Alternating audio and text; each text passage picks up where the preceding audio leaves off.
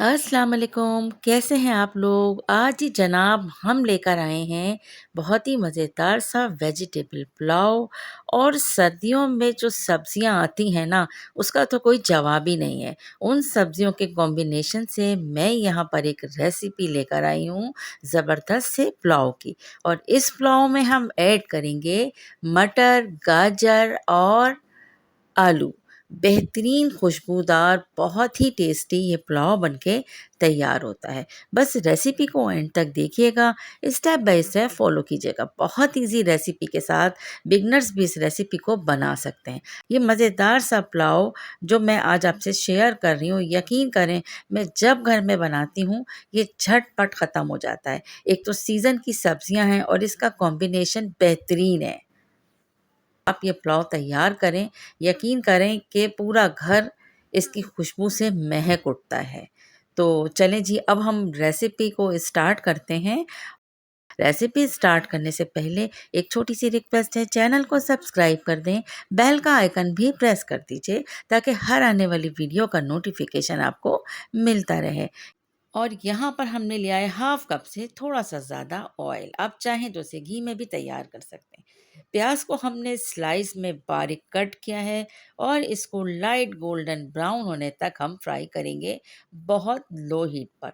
और इत्तेफाक से जिस वक्त मैंने ये पुलाव बनाना स्टार्ट किया था, तो उस वक्त गैस का जो प्रेशर था वो काफ़ी कम था। अब यहाँ पर हमने कुछ गरम मसाले ऐड किए हैं, जिसमें हमने लिया है ब्लैक ज़ीरा 1 टीस्पून, छोटी इलायची 4 से 5 अदद, 3 अदद लौंगे, हाफ टी स्पून हमने ब्लैक पेपर लिया, 1 बादियान का फूल, 1 टेबल स्पून भर के लहसुन अदरक के पेस्ट के साथ थोड़ा-सा पानी ऐड किया है।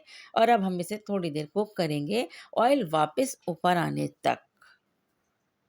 और जैसे ही ऑयल ऊपर आएगा, हमने एक मीडियम साइज़ के टमाटर को स्लाइस में कट के रखा था और वो भी हम इसमें ऐड कर देंगे। इसके साथ ही हमने यहाँ पर रेड चिली फ्लेक्स 1 टीस्पून के करीब हमने इसमें ऐड किया है। आप चाहें स्किप भी कर सकते हैं, इससे टेस्ट ज़रा अच्छा हो जाता है।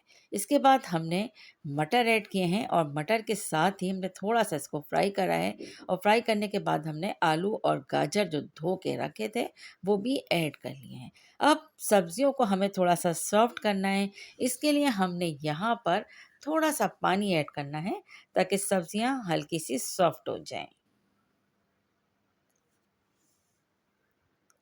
बस यही पानी हमने इसमें ऐड करना है और धीमी आंच पे ढक्कन ढाक के हमें इसे कुक कर लेना है। इसके बाद हम इसे चेक करते हैं, 5 से 7 मिनट के अंदर-अंदर आप देख सकते हैं कि यहाँ पर पानी ड्राई हो चुका है और आलू और गाजर भी अच्छे से सॉफ्ट हो गए। अब हमने यहाँ पर 2.5 कप राइस को धोकर साफ़ करके रखा था, पानी में सोक करके।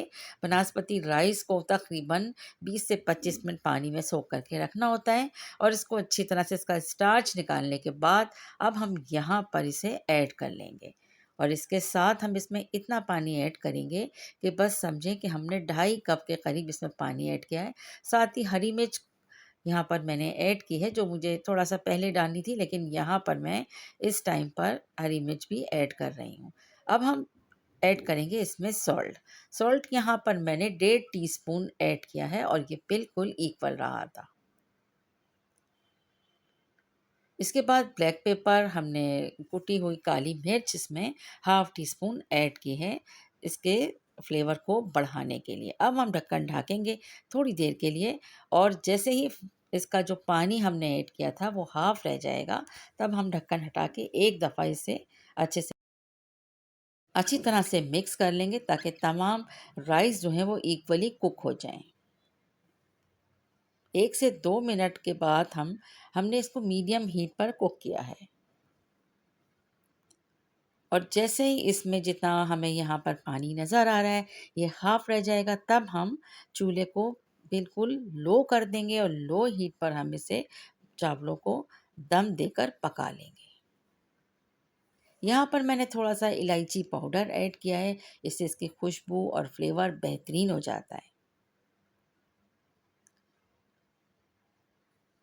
हीट को अब लो करेंगे और इसके साथ ही तली हुई प्याज़ को हम इसके ऊपर डालने के बाद थोड़ा-सा केवड़ा वाटर, बस थोड़ा-सा खुशबू के लिए यहाँ पर हाफ टी स्पून के करीब केवड़ा वाटर ऐड किया है, ढक्कन ढकेंगे, इसके नीचे एक तवा रखेंगे ताकि राइस जो है इक्वली कुक हो जाए और अच्छे से तैयार हो जाए।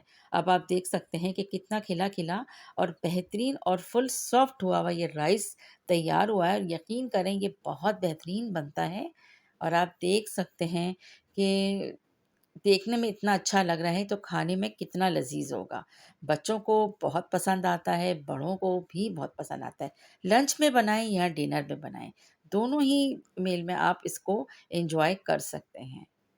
इसमें किसी रायते, किसी सलाद की ज़रूरत नहीं पड़ती, यकीन करें ये इतना टेस्टी बनता है।